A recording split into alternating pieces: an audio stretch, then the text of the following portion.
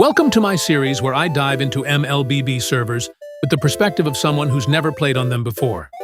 I'll be playing a few matches, sharing my raw, unbiased experience, and rating the server on a scale of 0 to 10. Although I've already played on almost every server, I'll be going into each one with fresh eyes, treating it as if it were my first time. Last video, I went to the NA server. This time, I'll be playing on the Japan server. Now, while the MLBB scene isn't all that big in Japan, the region is known for its hardcore, try-hard gamers in other competitive titles. So the question is, will Japanese players live up to that reputation here in MLBB? Or will it just turn out to be another cesspool of Dark System players? Let's find out. I tried to change my name to Sushi for this video, but it was already taken, so I had to go with ramen instead. Just for your information, the games in this video are not in chronological order. I played some of them before and after hitting Immortal, because I felt like 5 games were too few to judge servers on. So I played several more games after hitting Immortal. One thing I don't like about playing jungle is jungling in the first place. The process of hitting creeps to farm is just so boring to me.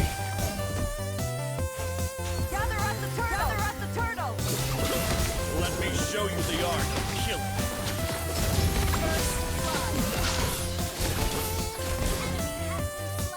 I hit Retribution at the perfect timing, it's just that I got stunned by this Paquito. This is why you need to help zone out for your jungle when contesting for turtles and lords. Now eat this!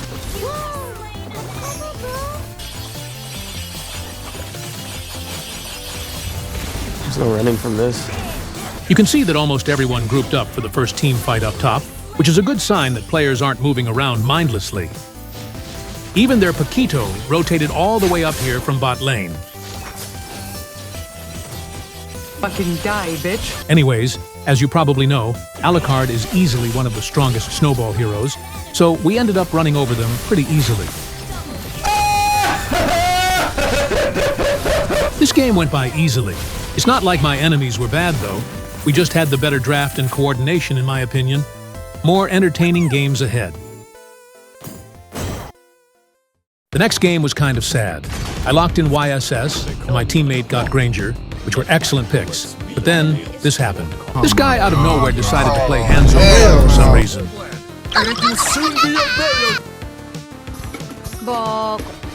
We went full weeb mode on him. That aside, it also looks like there's a lot of Indo and PH players playing in this server too.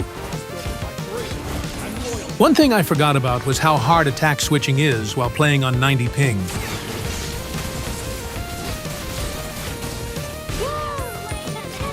And like usual, this Hanzo kept playing stupid for some reason.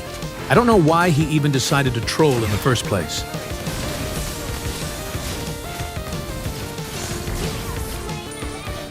We tried our best to defend and did as much as we could to hold out the game, but even Xborg decided to troll.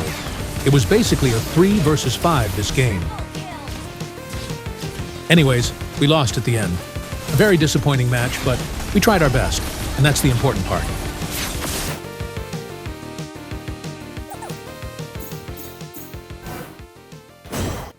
This time, I picked Lancelot, one of the strongest junglers at the current patch, in my opinion. We also had what looked like a team of full Japanese this time, unlike those matches where it was a mix from other servers. Looks like they're really into invading buffs because this Novaria was trying really hard to steal mine, and our Carmilla was also being a menace and stealing their buff all alone. My team did pretty much everything this game. All I really did was come in and clean up. Sure, it sucks not contributing as much, but hey, a win is a win, and I'll take it. My mid-duo was literally wrecking havoc in their jungle, and all I did was swoop in at the end to secure the last hits. Thanks for the free money, bitch.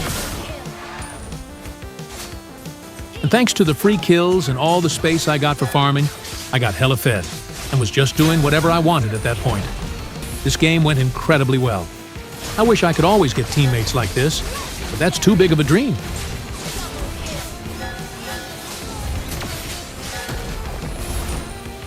Anyways, off to the next game we go.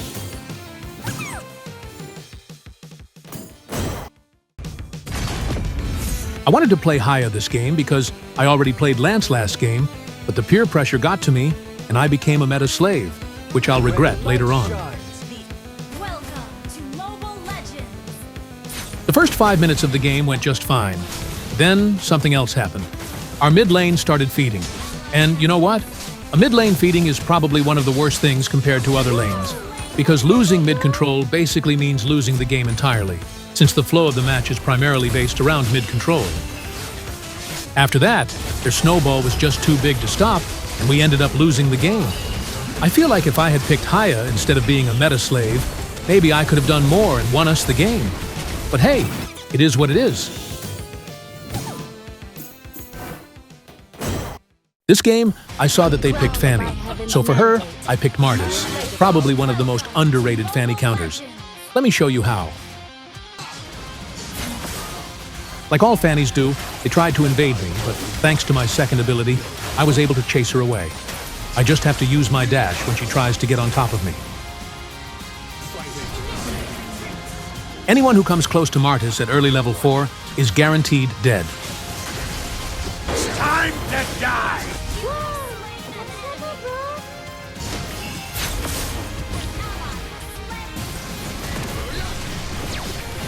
This Fanny's cables were pretty on point.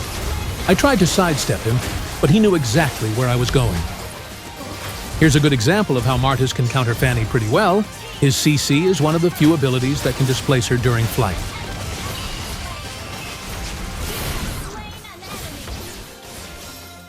My team did pretty crazy this match too. The Roam and Mage were really doing their job well.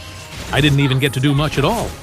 Anyways, this game too ended without any hiccups. The games from this point were played when I was in Mythical Glory, while the first 5 matches were in Immortal. I originally only recorded the Glory games, but I felt like playing just 5 games per server wasn't really doing them justice. So, from now on, I'll be playing more than just 5 games. I messed up trying to catch Farsa here. Her flame shot knocked me back, and when I tried to go back and grab my first skill, the timer ran out. I'm joking! Stop! Stop! Stop! Stop! Stop the break! Stop! Stop!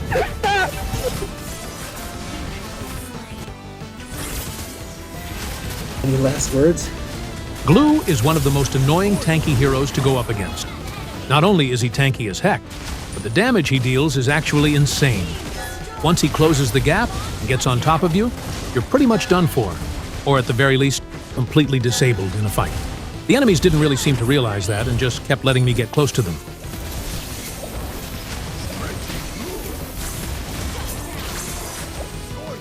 Yes, fucking dead. I had this really good flicker combo set here, which was able to get the 2 of their damage dealers. After that, it was enough for my teammates to close the game. Everyone in my team played cleanly this game.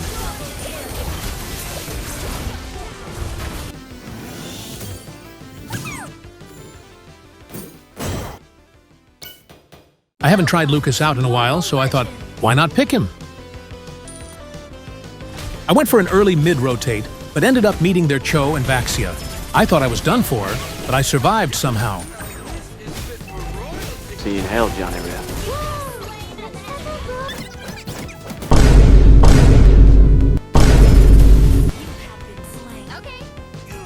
Since I was the only front line on the team, I had to make sure I was present in every team fight.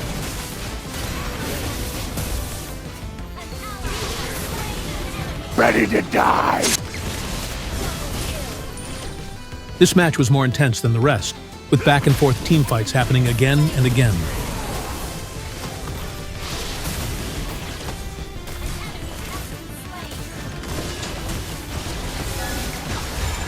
I didn't know the bloody Retribution was able to deal this much damage. Bruh. I guess Immortal ranks have the downside of having fewer intense team fights. Since the players are generally good, matches usually just end up as a total stomp for the winning side.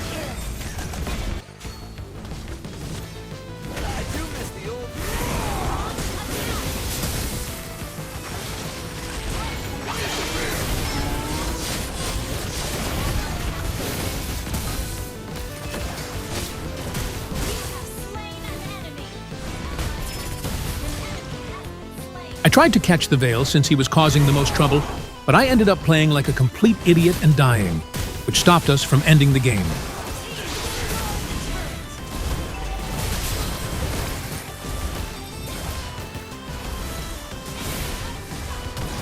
For the next Lord fight, I had to recall back due to a split-pushing choke.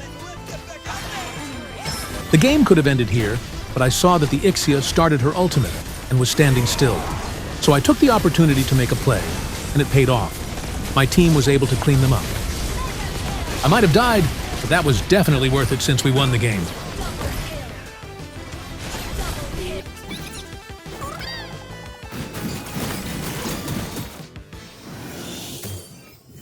I decided to mess around for this one and picked Brody mid lane, because why not? I did end up having a terrible start, though, dying twice in a row, again and again. I started off with a really rough start, which isn't ideal. Having your mid laner fall behind is never a good thing. I guess this Florin understood the assignment and decided to babysit me the entire game, which is rare because usually if I see a teammate feeding, I just completely ignore them and give up trying to help them at all. Okay, to wrap it up, I feel like the Japan server is actually a goated server. The Japanese players themselves are really good, aside from the few exceptions when people decide to troll.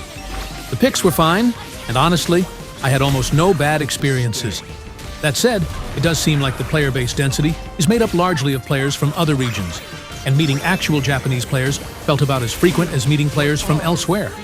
Still, the players I did run into on this server performed well and knew their roles properly. Overall, this server is an absolute W in my book.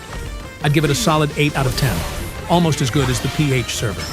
The main downsides are the lower density of players, which leads to long queue times, and the occasional unpredictability of trolls, something I didn't really encounter in PH. Anyways, that's it for this video. Thanks for watching, and make sure to subscribe for more content like this. Oh, and also, by the way, let me know if you guys would like it, if I streamed these games instead.